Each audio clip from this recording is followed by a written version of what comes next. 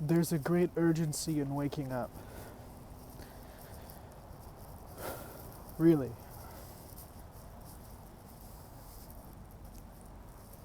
Really, really, really, really. Wake up. Be free.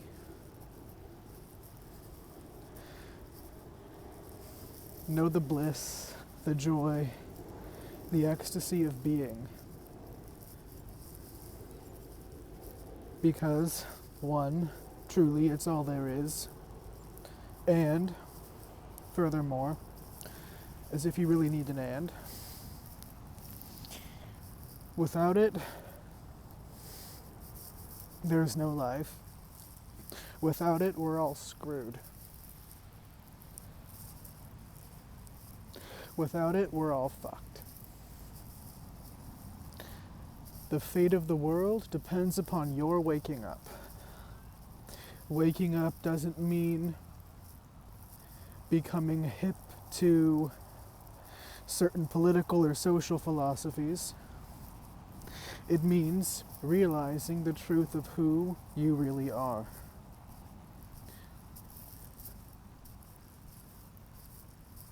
This is not something that you can come to know bit by bit, piece by piece. It's not something that you piece together over time. It's not something that can really be put into words in such a way that it can be grasped and known conceptually. The truth of who you are is far too big, far too great, far too true to ever be cut up, chopped up into bits and pieces and served neatly on a plate for you to consume at your will. Truth is beyond will. It's beyond hope. It's beyond hope for anything. So unless you're willing to totally give up hope, hope that you will be healed, hope that you will be whole, hope that you will find the one true love, hope that you will become anything,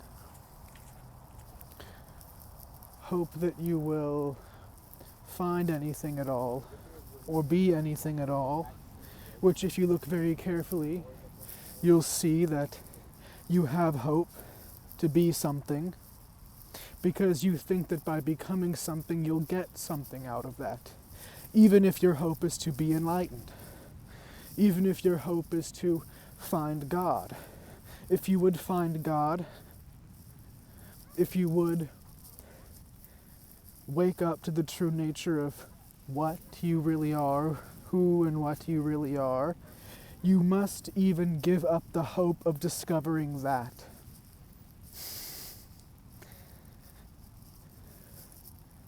If you would discover the ultimate,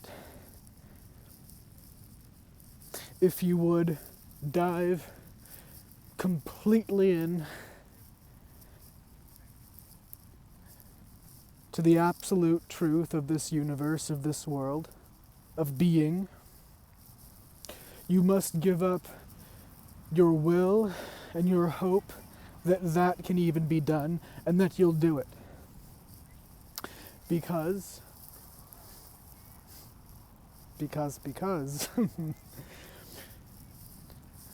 will and hope both imply the future. The future, right?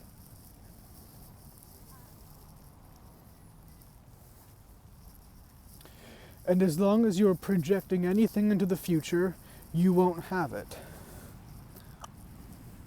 If you're projecting hope of healing into the future, and of course the body takes time to heal, miracles notwithstanding, the body, which is time, a product of time, takes time to heal. Anything that is a product of time requires time, right? That's fair, that's clear. That's obvious, fairly obvious.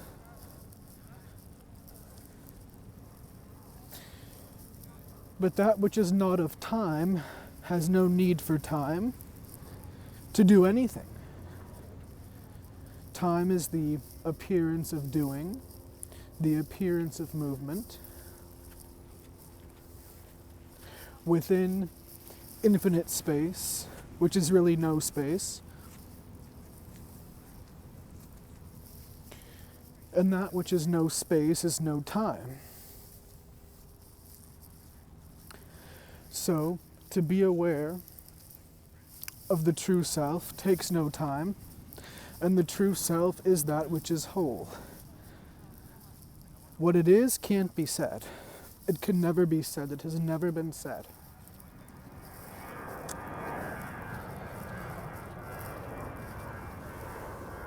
About it,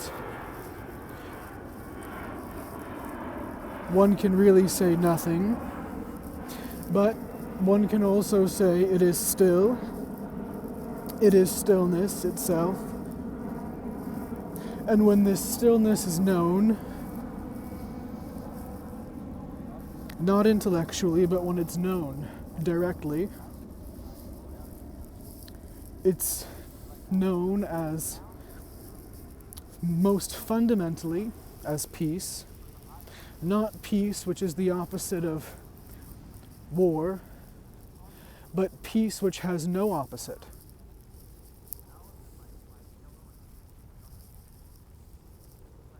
Peace which has no opposite. Peace which is not at war with anything. Because the peace which is at war with war isn't peace, it's war, pretending to be peace. Peace is peace because peace is peace. It has no opposite. And this is the most fundamental thing there is. Without this peace, there's nothing worth having. There's no skill that can be positively expressed in a truly meaningful way. There's no joy or enjoyment of a thing. Nothing. And without this peace, there can be no love. There can be no ecstasy. And to be aware of what you are, really, is to be aware of the great capacity for ecstasy, and to live that ecstasy that isn't dependent upon anything. Nothing. So what? It can't be lost. Nothing can take it away. You can voluntarily give it up for a while in order to speak, in order to be around people. And even then the joy is still here, the ecstasy is right here. One may not be crying and howling and screaming and laughing, but it's still here. And it's only the allowance of one to completely fall to pieces. See, everyone is always busy, aren't you? Always busy trying to hold yourself together, to keep it together. So you know that you're made of pieces, fragments, that have been stitched together, that are constantly doing everything, as per the laws of physics, the universe, nature, to fall apart. Your mind is always trying to fall apart. And you're always trying to keep it together. Stop that. Let it fall apart. Obviously not while you're driving. That would be incredibly stupid. Please don't be stupid. But let yourself fall apart. That's how you crack open. The true self cannot fall apart. The true self can't be broken. It can't break. And to know the true self, which is beyond words, we can put words to it, and we have put words to it, attempted to put words to it, since we've been alive. Life itself, in a way, is an attempt to put form to the formless, All form, anyway, manifests within the formless, is made of formlessness. So all form is formlessness. And all formlessness is form. Because there's no knowing anything without form. The one who says, I know, is memory, which is form. So if there were no form at all, there'd be nothing to be said. There'd be no sunrises or sunsets. Nothing. There'd be absolutely nothing to speak of. There'd be no one to speak. And anyway, that's the truth. There's no one to speak. In fact, at this moment, there's no one speaking, and there's no one listening. No one speaking, no one listening. That's the truth. Are you willing to be no one? Or are you so attached to the need to be somebody? Even as somebody who wants to be nobody. That's still a trap. Believing that you're a nobody. I'm a nobody who aspires to be somebody. Nobody in the sense of a lowly somebody. That's not nobody. To be nobody really means to be nobody. Really. And only by being nobody can you realize that what you are contains everything. That you are everything. There's nothing that exists which is outside of you. Nothing. And if you look within, there's nothing inside either. Nothing within, nothing without. And yet here is everything. Incomprehensible. And yet it is. And if you simply sit with it without trying to filter it, process it, analyze it, understand it,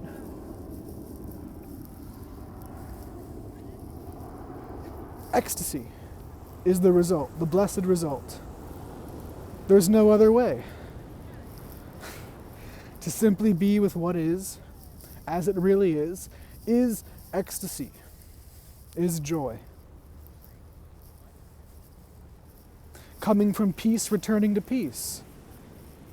And you need know nothing other than peace and ecstasy. And peace has the capacity, by the way, to bear all suffering, to bear all pain, to bear all hurt. So there's no such thing as anything being too much to bear. You can bear the pain of the whole world, which you have to. If you would bear the ecstasy of the joy of creation, you must also be willing to bear the pain and the suffering. And if you're willing to bear the pain and the suffering, you don't suffer. You feel the pain, you feel the sorrow, but it doesn't touch you. But you feel it. Nothing touches you, in the sense that nothing can corrupt you. But you feel everything. It's not becoming numb. Waking up doesn't mean becoming numb. It doesn't mean denying the fact of thought or emotion or sentimentality, as sickening as it all might be. You know, sentimentality can often be sickening, right? Because it's a distortion. And this isn't a put down of emotion. Emotion is a very valuable tool for feeling. It's part of the texture of life. It's a part of our essential fabric, right? As long as the mind appears to be there, there is emotion. As long as there's thought, there's emotion. And so you can't say I'll have thought and no emotion. That doesn't make any sense. If there's thought, there's emotion. Period. There's no possible way around that.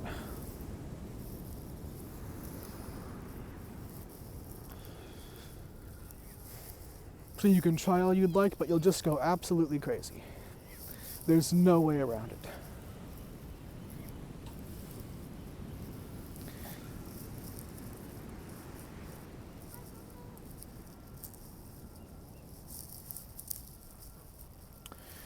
So, but what is sentimentality?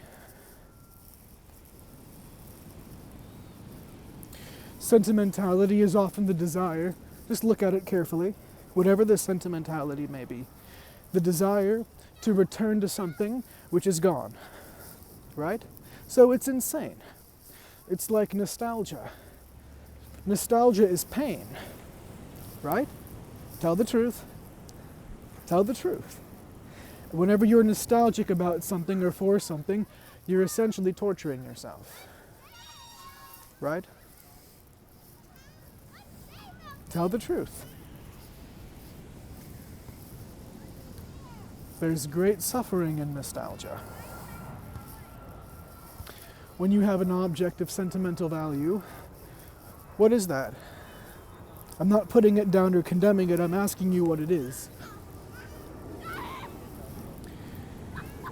There's an object which is merely, it's just there, but there's a correspondence of memory stored in the brain that has a story which there's some attachment to, and that story attached to the object of sentimentality is used to create a kind of emotional upsurgence in the system, which is meant to make you feel good, or at the very least secure.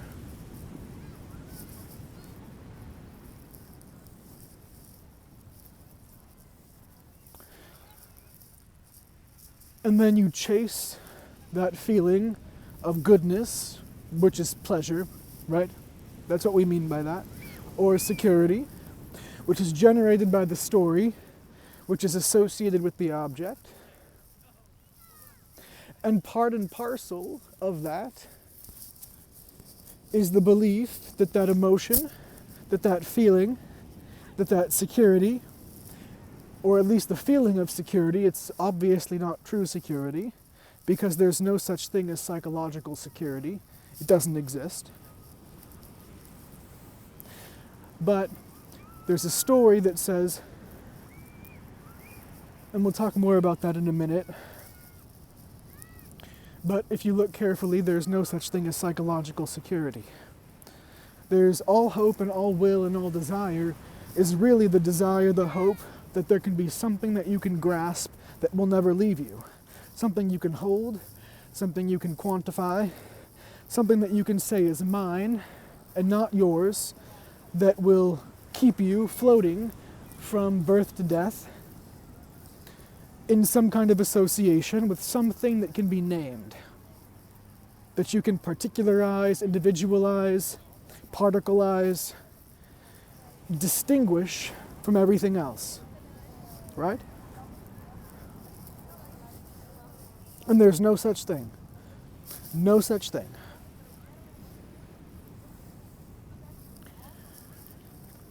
So then, sentimentality is a form of vanity. It is vanity. And this doesn't mean that you don't have sweetness of emotion. It doesn't mean that you don't allow pleasantness or pleasure into your body. Of course, why not? It's there.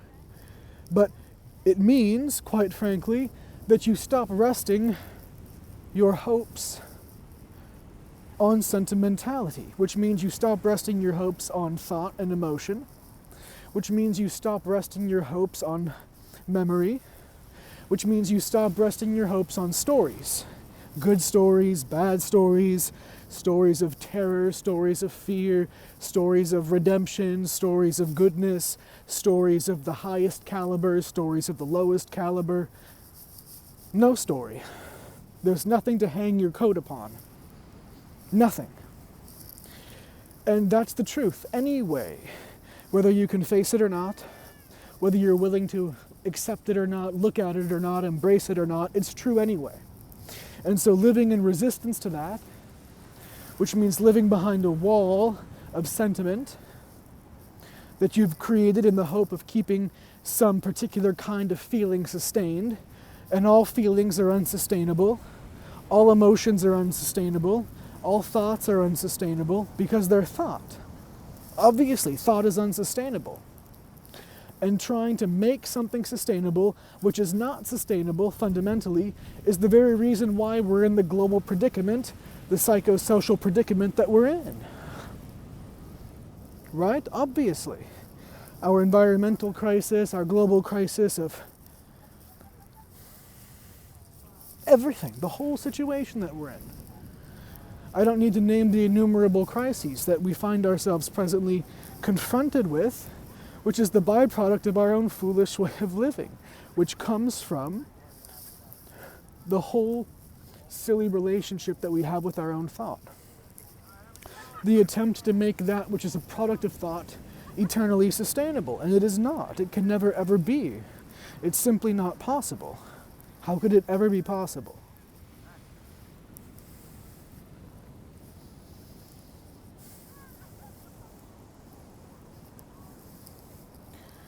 It simply can't be done. There's nothing you can ever do about it.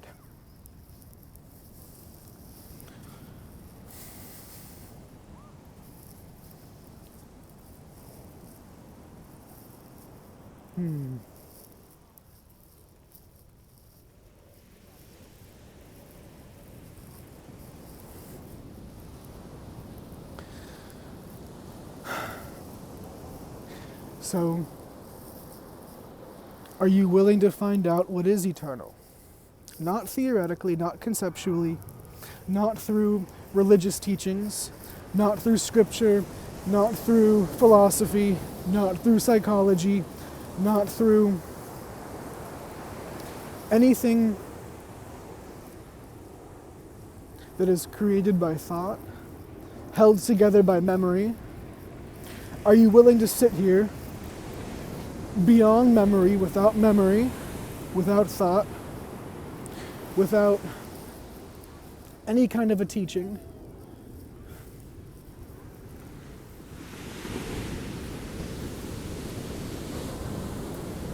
Are you willing to sit here with absolutely nothing, with no hope of ever being anything, with no will to be anything?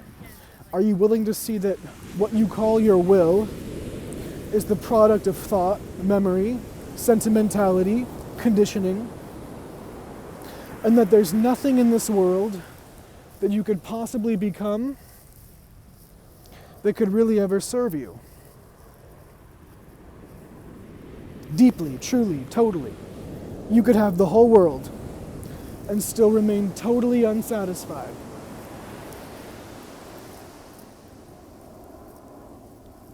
The whole world. You could have all the money, all the pleasure, and I'm not condemning any of this. There's nothing to condemn. You could have it all, and it wouldn't be enough. Nothing is ever enough. Nothing is ever enough.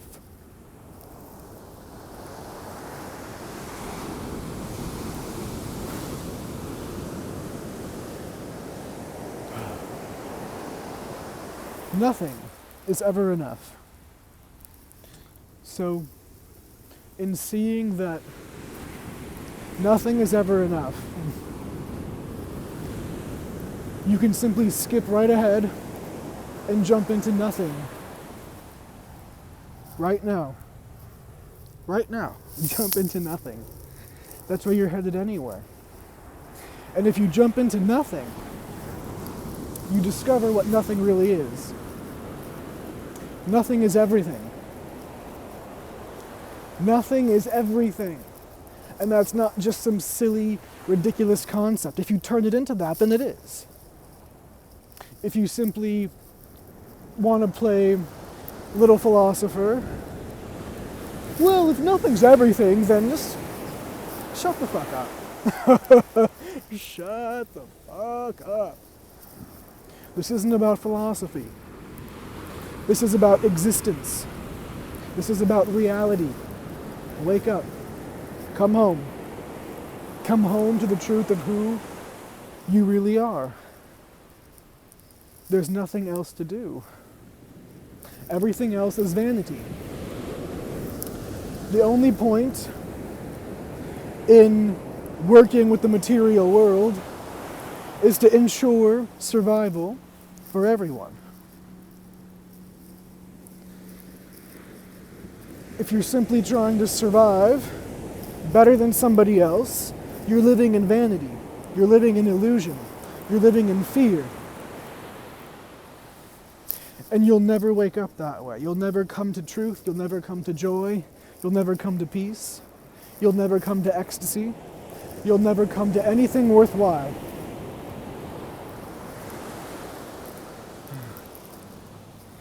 You'll never be able to enjoy the air in your lungs, the sound of the waves crashing against the shore, the mountains in the distance, capped beautifully with stunning, shimmering clouds. You'll never ever be able to appreciate anything. Anything. You will take everything for granted. Everything. Either you're taking everything for granted, or you're taking nothing for granted. There's really no in between. You're either on or you're off. You're in or you're out. You're a yes or you're a no. There's no kinda yes, kinda no, maybe a little, maybe not. You're on or you're off. You're yes or you're no. This is black and white. And not even that. Because off doesn't exist. There's no off. There's only on. On and on and on and on and on and on and on. Either you get it or you don't. If you don't get it, well, maybe you'll get it. Maybe you'll get it, well, either you get it now or you don't get it. Because everything happens now. There's only now. And everything that is, that ever has been, that ever will be, is simply a support to that realization.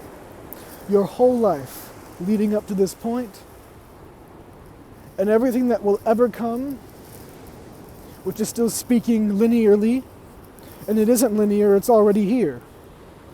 Everything that ever was, everything that will ever be, is here now, as a support to the present moment.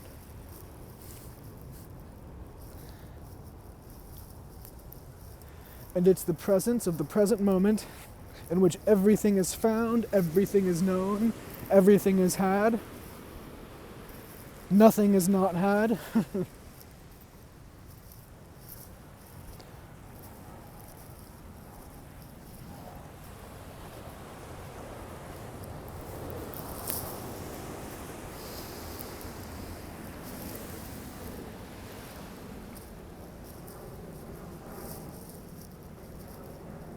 This isn't a teaching. I have nothing to teach you.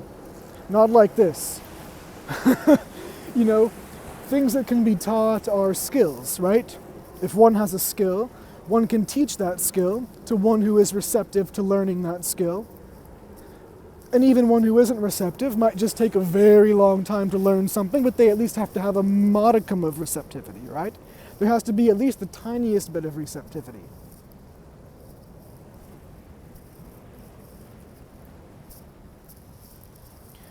But if you're very receptive and very capable,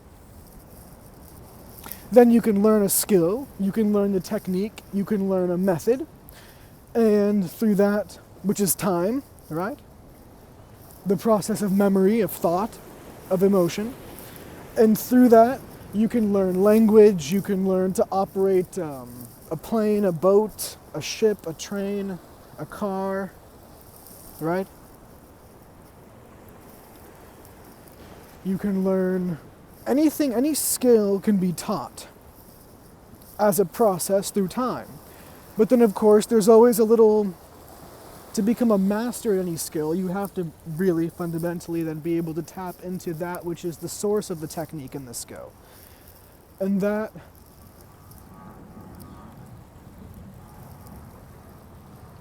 is essentially what we're looking at here. That's what we're talking about. But that essential thing that we're talking about can't be taught as a method, as something which is acquired through time. The essential thing that's being spoken of here, if you're going to call it a teaching, it can really only be transmitted if there's total receptivity on the part of the one receiving. This isn't something that can be taken in partially.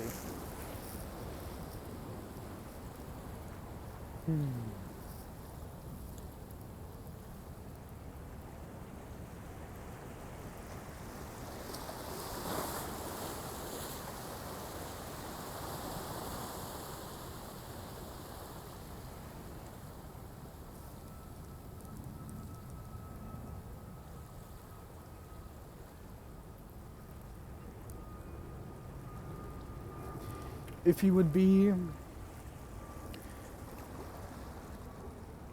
a willing recipient of grace, then there must be a willingness to realize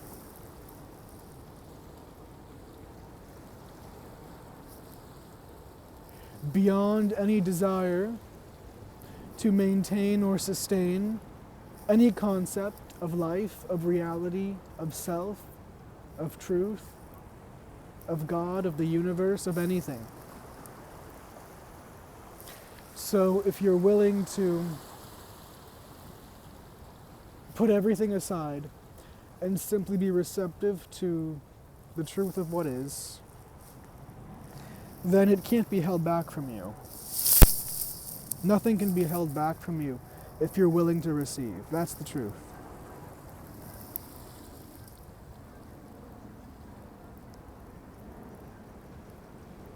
Nothing. Nothing at all. How could it be?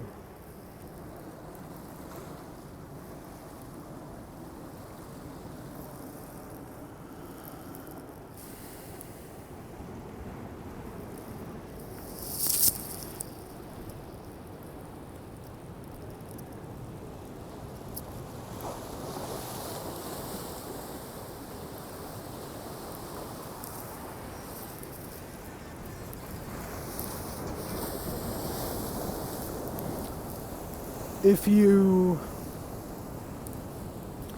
are really willing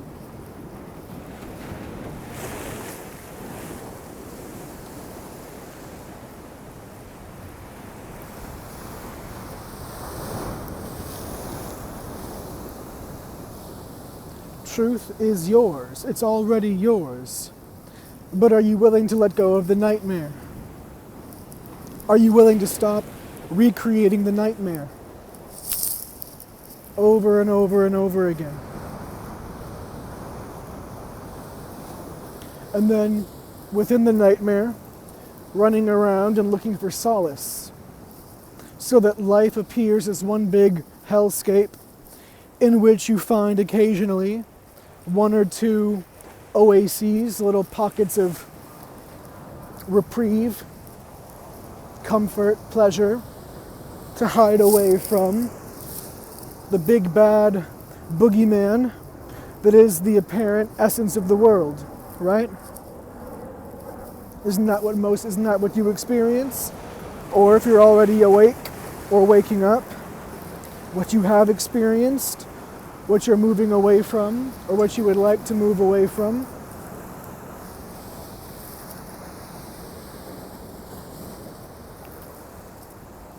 But if you're ready to finally move away from it,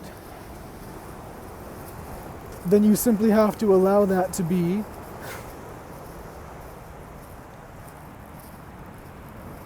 If you're ready to move away from it, then you have to move away from it. That's all.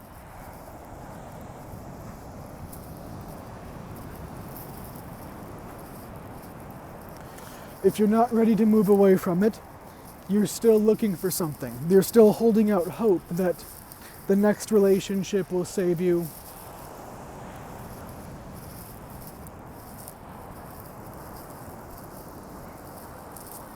That the next toke will save you.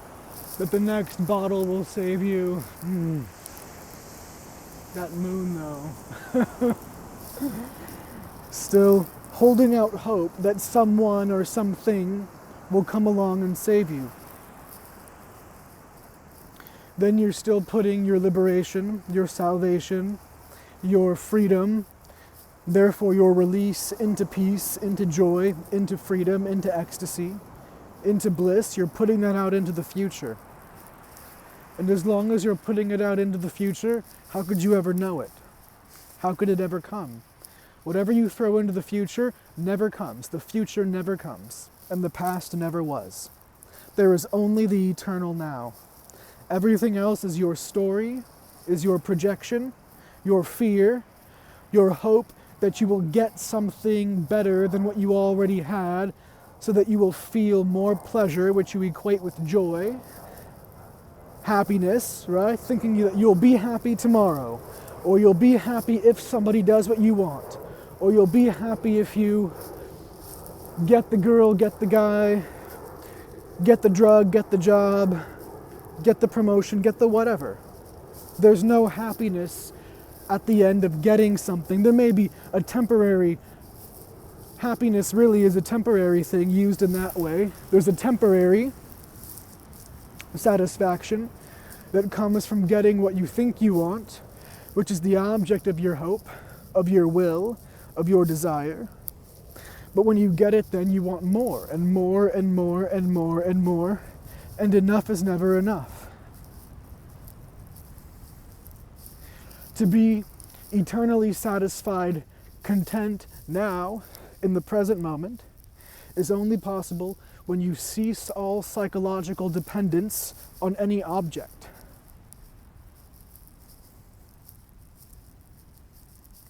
Then you see life, reality, the way it really is. And the life and everything it has to throw at you can be handled.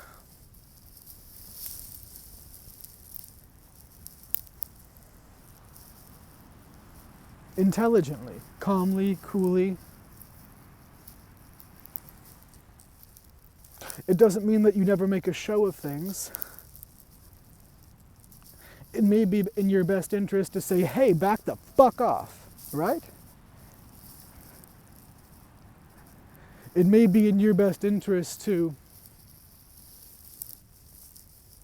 say and do whatever it is in your best interest to do. We're not talking about that. We're talking about right here and right now, the willingness to surrender it all, to give it all up, which is a tall order. It's no small thing.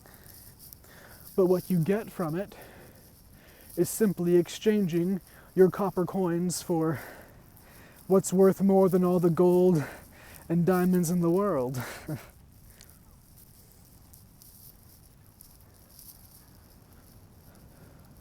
Because only this is self-sustainable. Nothing else is. Everything else decays, everything else rots, everything else can be taken from you. This and this alone is that which can never be taken, can never be given. It's simply here and available to any and all who are willing to receive, beyond belief, beyond religion, beyond tradition, beyond culture, beyond nationality, beyond race, beyond ethnicity, beyond gender, beyond sex, beyond color, beyond shape, beyond size, beyond sexuality. It just is. And it is the teacher. It doesn't even need to be called the teacher. To whom would you call it a teacher? Only to one who was looking for something. It contains all the truth there is. It contains everything there is. It leads the way. It is the way. It is the way leading itself. And in fact, the way isn't being led anywhere. The way is play. The way is... what can you say about the way? You simply have to walk it, to dance it, to breathe it.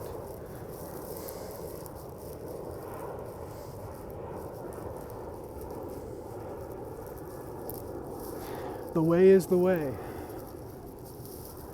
The way is the way.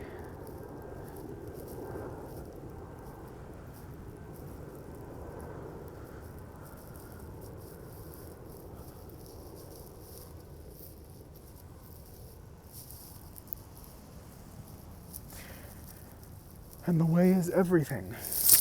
But it takes being nothing to realize everything. And only then is there peace, because in peace there's no comparison. When you see that everything is in you and that you are in everything, but what everything really is nothing, which is another way of saying don't be silly with it. I mean, be silly, but don't play games with yourself. All form is formlessness, and all formlessness is form. It's another way of putting it. But to realize it actually means to see the violence, the destructiveness of comparison. And so there's nothing to even, when you're sane, you cease all comparison of self.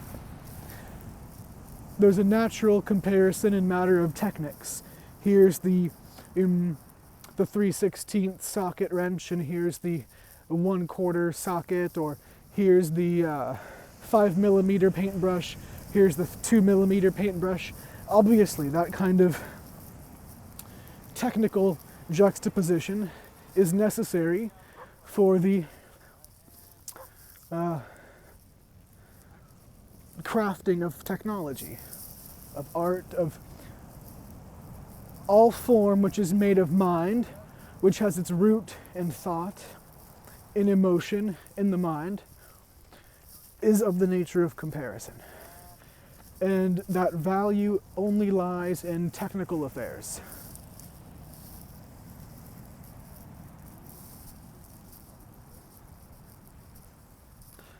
But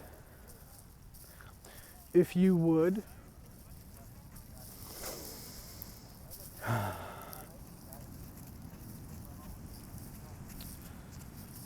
live sanely, peacefully, consciously, blissfully, you have to give that up in terms of the self, in terms of the so-called person, in all ways.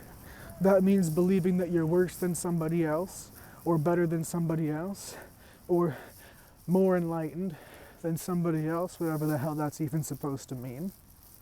Because there's no joy in that. If you would be joyful, you rob yourself of that joy by living a life in comparison, thinking that life would be better if I had this or if I had that.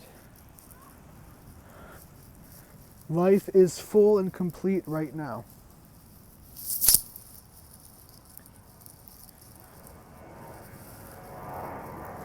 And life, as what we call life, is movement, and therefore things have no choice but to move.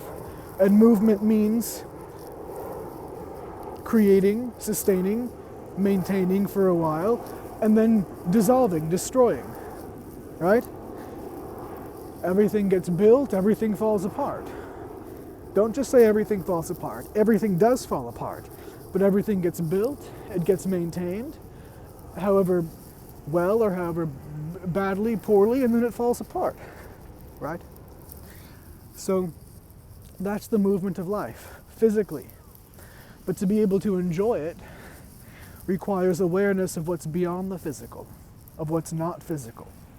And that can never be proven to you before you're willing to know it inwardly. So if the game you're playing is, well, that all sounds nice, but prove it to me first, then you'll stay forever locked outside of it. That's why it's called faith. Faith doesn't mean believe. There's nothing to believe here. Faith means you're willing to give up your will. It means you're willing to give up your security, psychologically. It doesn't mean that you have to go throw your body into the ocean, unless you want to, or deprive yourself of food or comfort. That's not the point. Are you willing to give up your false sense of psychological security, the hope that you could ever attain psychological security, and the awareness that physical security is all temporary? Therefore, if you're looking for eternal security in the physical, which includes the psychological world, you'll never have it. But if you don't give up that hope that one day you'll find ultimate security in the physical or the psychological, then you will stay forever outside of the awareness of grace. So, if you would wake up and be free, and this is for you, This is for you. If you would, seize your birthright, because joy, bliss, ecstasy, peace, freedom, which means freedom from all the conditioning of the mind, from all shame, from all guilt, from all need, from all compulsion, from all need to avoid pain and seek pleasure, which just ruins you, because pleasure and pain go hand in hand. If you live a life of seeking pleasure and avoiding pain, you'll only find pain. And if you seek a life of deliberately seeking out pain, and you make that pain seeking become pleasurable, which it eventually will if you determine to seek pain as a kind of pleasure, then you just become twisted and masochistic, and then you become brutal and violent and cruel. Either way, you become brutal and violent and cruel. If you seek pleasure and avoid pain, you become stupid, dumb, brutal, and violent and cruel. If you seek pain as pleasure, you become brutal and violent and cruel. So it doesn't matter whether you're seeking pleasure or avoiding pleasure, or seeking pain or avoiding pain. It's the same exact thing. You become brutal and violent and cruel. So if there's pleasure, there's pleasure. You needn't seek it, you needn't avoid it.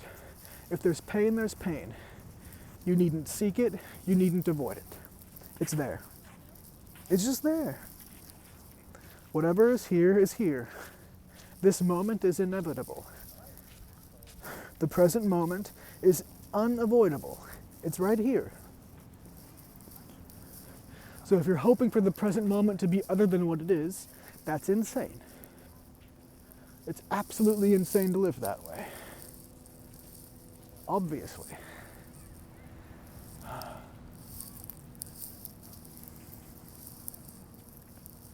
So,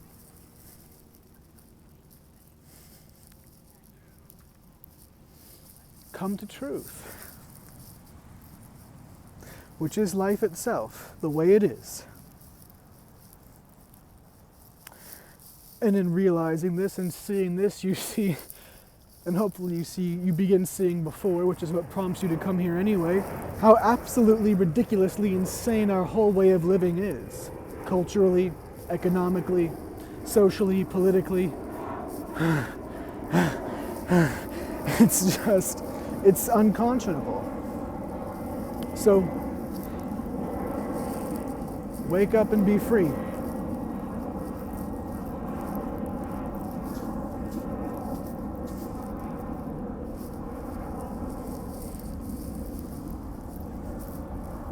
I love you. I love you so much.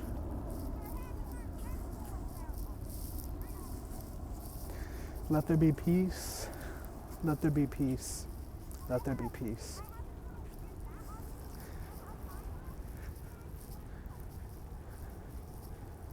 My wish for you is that you know the ecstasy of your own being, of your own true nature. May you know it. May you let it devour you. May you give yourself over to it completely. No holds barred, no fear, no shame, no guilt. May you know the joy of being.